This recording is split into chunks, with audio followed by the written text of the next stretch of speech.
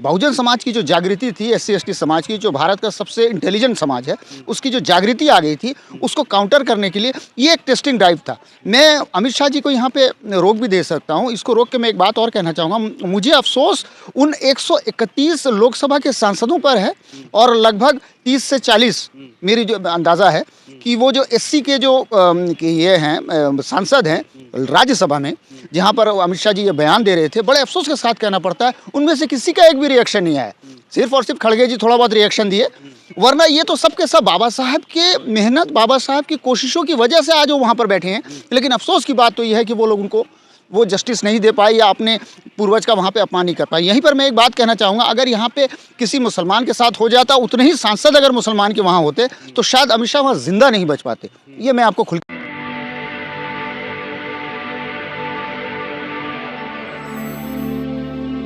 जय भीम, मैं मेवालाल और आप देख रहे हैं बहुजन समय। साथियों, एक आज बहुत बड़ा मुद्दा चल रहा है। अभी एक फैशन हो गया है, आम्बेडकर आम्बेडकर आम्बेडकर आम्बेडकर आम्बेडकर आम्बेडकर। इतना नाम अगर भगवान का लेते हैं तो 7 जन्मों तक स्वर्ग मिल जाता। अमित शाह ने एक बयान बाबा साहब का दिया, पूरे देश में बॉन्डर हुआ, लेकिन इतना बॉन्डर होने के बावजूद उनका पुतला फूका गया, फिर भी उन्होंने माफ़ी नहीं मांगा। उसके पीछे क्या कारण है कि कहते हैं कि सैया भय कोतवाल तो डर काहे का, तो ऐसा कोई उनके पीछे रीजन है, क्या कारण है? और कुमार विश्वास में कुछ ऐसा बात कहा है, उस पर पूछूंगा। और आज जो अम्बेडकरवादी हैं वो उनकी अंदर कमजोरी है क्या है कि सर्वदा वंदे को मातरम मेरे समस्त सनातनियों।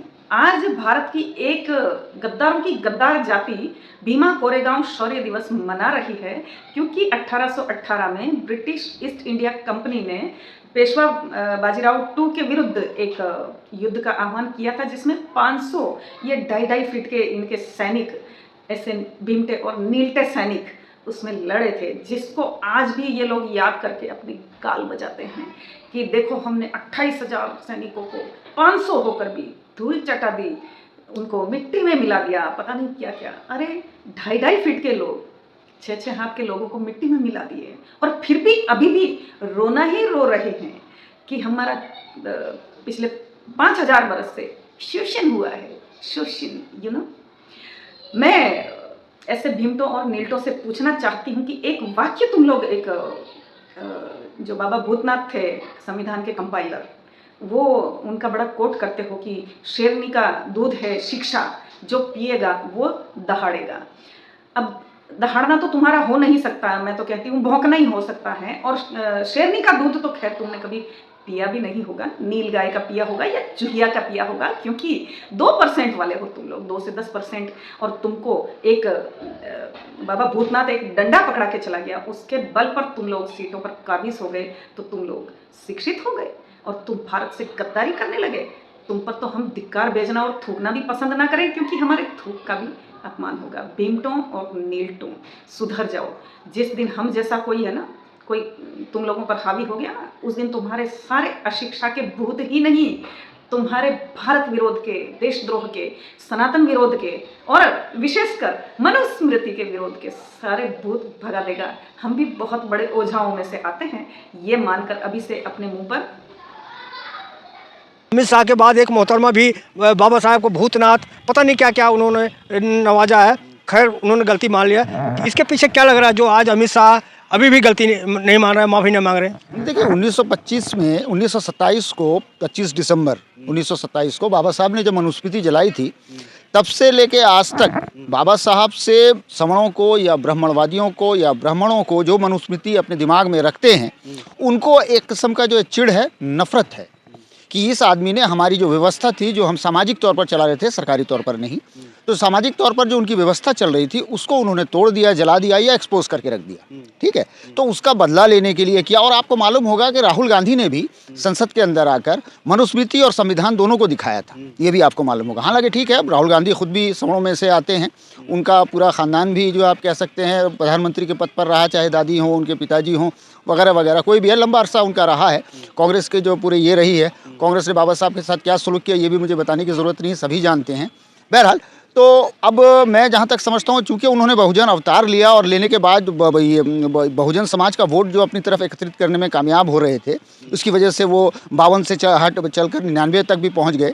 तो उसको ये काउंटर करने के लिए और उसके बाद जो उनकी चिढ़ थी और जो बहुजन समाज में जागृति आ गई, बहुजन समाज की जो जागृति थी, एससी एसटी समाज की, जो भारत का सबसे इंटेलिजेंट समाज है, उसकी जो जागृति आ गई थी, उसको काउंटर करने के लिए ये एक टेस्टिंग ड्राइव था। मैं अमित शाह जी को यहाँ पे रोक भी दे सकता हूँ। इसको रोक के मैं एक बात और कहना चाहूँगा, मुझे अफसोस उन 131 लोकसभा के सांसदों पर है और लगभग 30 से 40 मेरी जो अंदाज़ा है कि वो जो एससी के जो ये हैं सांसद हैं राज्यसभा में, जहाँ पर अमित शाह जी ये बयान दे रहे थे, बड़े अफसोस के साथ कहना पड़ता है उनमें से किसी का एक भी रिएक्शन नहीं आया।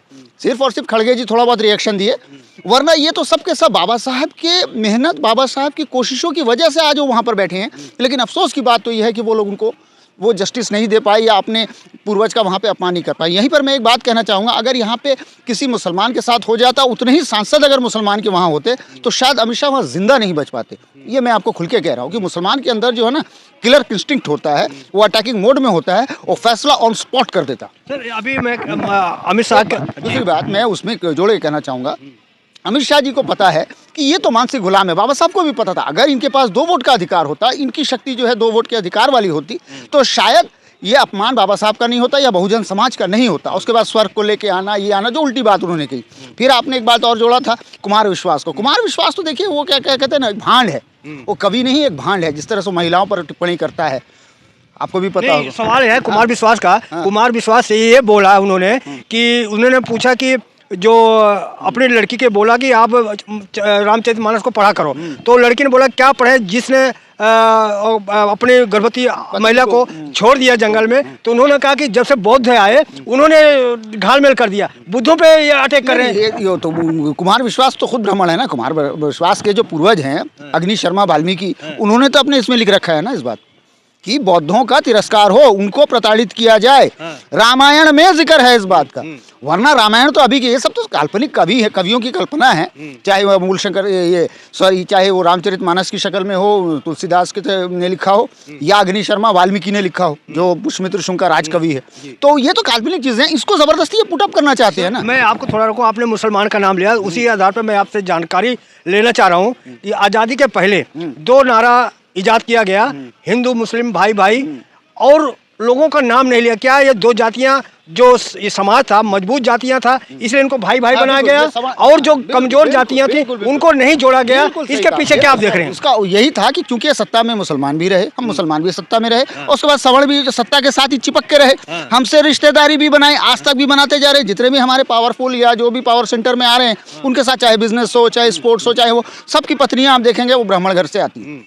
वजह है ना, तो वो ब्राह्मण शुरू से ही पावर सेंटर में घुसता है। ऐसा नहीं, इवन वो दलितों के साथ भी आता है, एससी एसटी के साथ भी आएगा। नहीं तो इसके शिक्षा तो दुष्परिणाम भी तो हुआ ना, जैसे कहा ना। सवाल तो लीजिए, उसमें सवाल साहब अम्बेडकर गरीबों की लड़ाई लड़ रहे थे।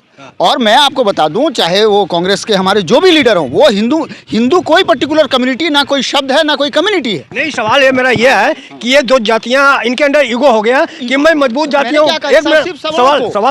सवाल ले लीजिए, चाहे मुसलमान हो, चाहे मुसलमान हो, चाहे हिंदू हो, उनके अंदर घमंड हो गया कि मैं तो मजबूत हूँ, मुझे भाई भाई बना लिया। लोग कमजोर, उनको नहीं जोड़ा। लेकिन इसका दुष्परिणाम यह हुआ कि एक मुसलमान की वजह से जिन्ना जो है पाकिस्तान बना दिया, और एक हिंदू जो है गांधी को मार दिया। दोनों ने तो इस देश को बंटवारा खंडित में कर दिया। बिल्कुल, आपकी बात से मैं 101% सही, इसको सही मानता हूँ। खंडित करने वाले यही खुद थे, और इसमें ब्राह्मणवाद ही शामिल है, ब्राह्मण खुद शामिल हैं।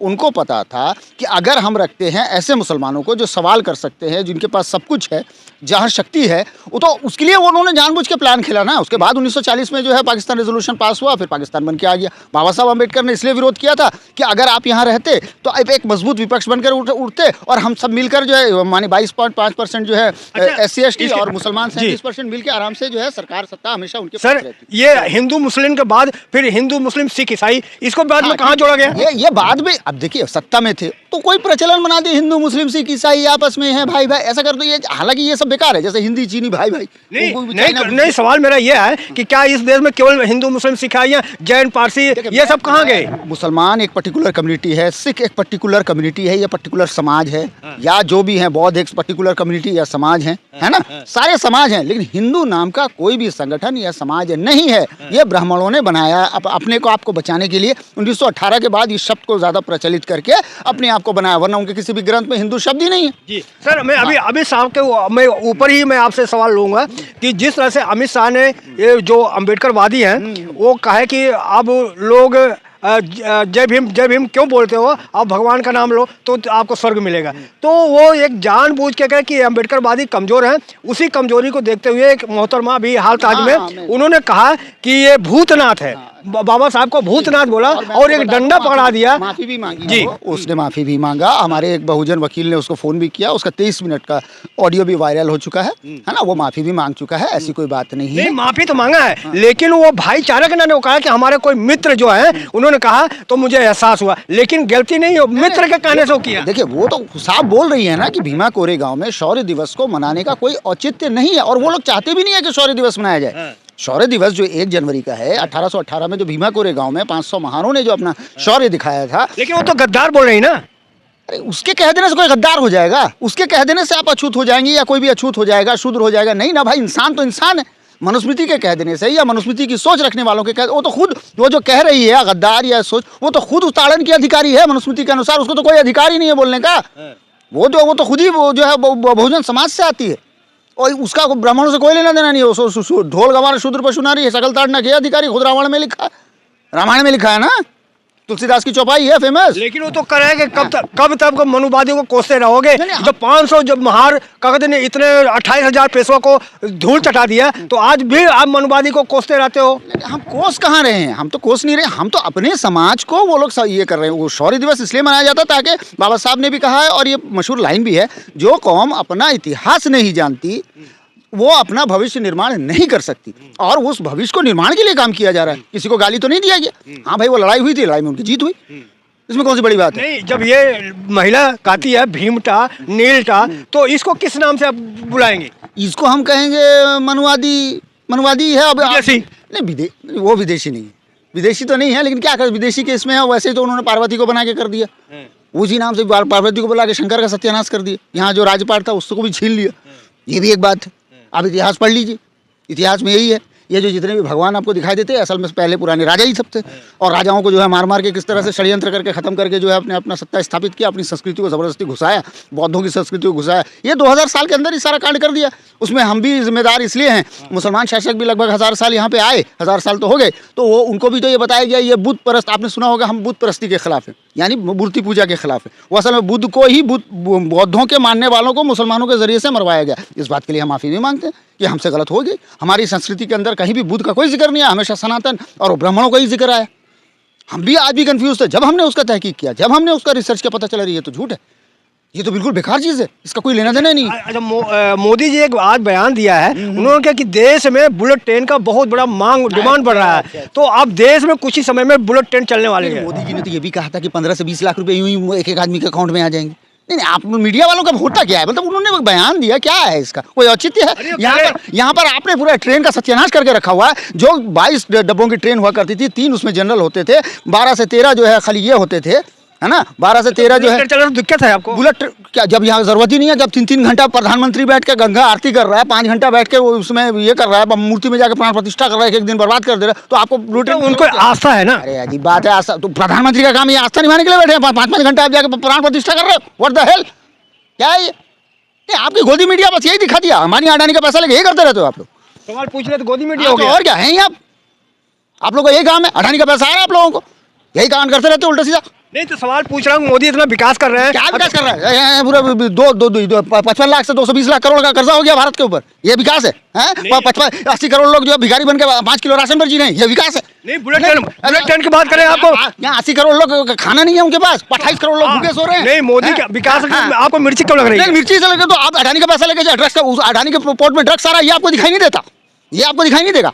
अडानी के पोर्ट में ड्रग्स आ रहा है ना 33,000 करोड़ का। अभी अडानी के लिए वारंट भी आ गया अमेरिका से, इसको छुपाने के लिए, ईवीएम का घपले को छुपाने के लिए। हाँ विकास कर रखा है, विकास विनाश है, विनाश। अरे मोदी कह रहे हैं पूरे देश में जिस तरह विकास का, दिल्ली का विकास करने जा रहे हैं। यार क्या क्या दिल्ली का विकास करेंगे? 2 बार तो दिल्ली का विकास हो ही गया। कितना सत्यानाश करोगे तुम? जो पूरे देश का ही तो सत्यानाश करके रखा है। कभी तुम मनीषा वाल्मीकि को जला देते हो, कभी कोई गाली दे रहा है कि बाबा साहब का अपमान कर रहा है। यही हो रहा है, यही विकास है क्या? यही विकास है। इससे पहले हुआ था मुसलमानों को तो यहाँ थर्ड क्लास सिटीजन बना के रखा हुआ है। क्या कर रहे हो? तो मोदी का काम आपको पसंद ही नहीं है? मोदी जी बहुत अच्छा काम किया। पूरे देश में उनका डंका बज रहा है। मोदी जी ने जैसे कहा कि इस देश में पैदा होना ही सबसे बड़ा, 2014 से जो पहले जो भी पैदा हुआ वो इस देश में पापी था, इसीलिए जन्म हुआ। यानी जन्म होता है सब पापी जी पैदा होते। मुझे तो बड़ा दुख है इस बात का। मुझे पहले सोचता था कि मुझे गर्व होता था कि मैं भारत में जन्म हुआ। बुद्ध का देश है, रविदास का देश है, इसका देश है, उसका देश, हमारे जो महान महापुरुषों का देश है। मोदी जी अब जब से आए कहते ये पापियों का देश है। मोदी जी कहते, मैं नहीं कहता। मोदी जी कह रहे हैं यही विकास है क्या है यार? विकास आपको विकास दिख रहा है? विनाश का विनाश होकर पड़ा हुआ। बेरोजगारी यहाँ जूता खा रहे हैं, बीपीएससी के छात्र वहाँ जूता खा रहे हैं। ये है विकास आपका? ये तो देखो ना भारत में ना, हाँ। जो भारत में यहाँ पे जो हिंदुओं का है ना, हाँ। पूरा उनके लिए बढ़िया से माहौल बना दिया। आज देखो कुंभ मेला में जा रहे हैं, मक्खी भी उड़ने वहाँ भटक रहा है, इतना उनके वो लिए स्वागत कर रहे हैं। अब आपको मक्खी दिखाई दे रही है वहाँ पे? आपको मक्खी भी दिखाई दे रहा है वहाँ पे, लेकिन अडानी के बोर्ड में 30,000 करोड़ का ड्रग्स दिखाई नहीं देगा आप लोगों को। है मक्खी दिख गया। ओ वहाँ पे बक्या? अरे वहाँ टट्टी उट्टी करते हैं लोग यार। वो कुंभ के मेले में जाके करते क्या? टट्टी उट्टी करते हैं। नदी के किनारे होता क्या है? लोग टट्टी करते हैं यार। क्या आप कैसे बात कर रहे हो? और क्या वहाँ टट्टी करते क्या है? ओ नदी के किनारे और करते क्या? मुख्यमंत्री अपने हाथ में लिया है सारा बात। कुछ भी कर सकते हैं वहाँ तो। ये तो गोबर भी खा लेते, गोमूत्र भी पी लेते, कुछ भी कर सकते हैं यार। जाके पत्थर में प्राण प्रतिष्ठा कर रहे हैं। What the hell? यही काम करने के लिए रह गया भारत, विश्व गुरु। देखो मोदी देखा कितना हिंदुओं की चिंता करते हैं। हाँ। वहाँ बांग्लादेश में हिंदुओं के ऊपर अत्याचार, बड़ा दुखी है वो। 1 मिनट, आप बांग्लादेश पहुंच गए? ये मणिपुर दिखाई दे रहा है आपको? अबे 1.5 साल हो गया, 2 साल के करीब होने को आया। 4 महीने के बाद 2 साल हो जाएगा। मणिपुर याद है? औरतों को नंगा घुमाया जा रहा, अभी भी 15-20 लोग मर गए। वो दिखाई दे रहा, कौन मार रहा है वहाँ? कोई मुसलमान मार रहा है क्या? नहीं, ये विकास है। हाँ, आपका विकास है। वो हिंदू की चिंता कर रहे हैं, आपको दिखो। ये मणिपुर में कहाँ की चिंता? मणिपुर में क्या हो रहा है? मणिपुर में क्या हो रहा है? अरे देखो मोदी है ना, तो आज पाकिस्तान थर-थर काँप रहा है। पाकिस्तान थर-थर काँप रहा है। F-16 इसीलिए घुसा दिया था 28 फरवरी 2019 को F-16 घुसा दिया था। अभिनंदन याद है? अभिनंदन। मोदी है तो मुमकिन है। पाकिस्तान जैसा छुपीदी देश भी हमारे घर में घुस गया। ओ यार, इंदिरा गांधी आज होती बैंड बजा देती पाकिस्तान का घुसा के उसमें। ये पता नहीं चोर आप बताइए। हाँ। आप बताइए, दिल्ली का चुनाव होने जा रहा है, आज घोषणा हो जाएगा, तो अब दिल्ली का जो ईमानदार मुख्यमंत्री हैं दोबारा आएंगे कि या बदलाव होगा? देखिए मैं वो अब ये तो भविष्य के घर में है, लेकिन आप इतना जान लें मोदी जी पिछली बार भी ईवीएम का गड़बड़ी किए थे, इस बार भी ईवीएम का। अभी तो वोटर लिस्ट से नाम काट रहे हैं मुसलमानों का और दूसरे इसका नाम काट रहे हैं। अरे जो चुनाव आयोग की धांधली, ईडी सीबीआई के दम पर हो सकता है मोदी जी जीत भी जाएं। जो बांग्लादेशी 10-15 सीट फर्जी आए ना, वो नाम काटे जा रहे हैं। काहे का बांग्लादेश? यहाँ तो शेख हसीना भी आगे चली गई। मोदी जी तो लाके अपने घर में रुकाए थे। नहीं रुकाए थे बताओ।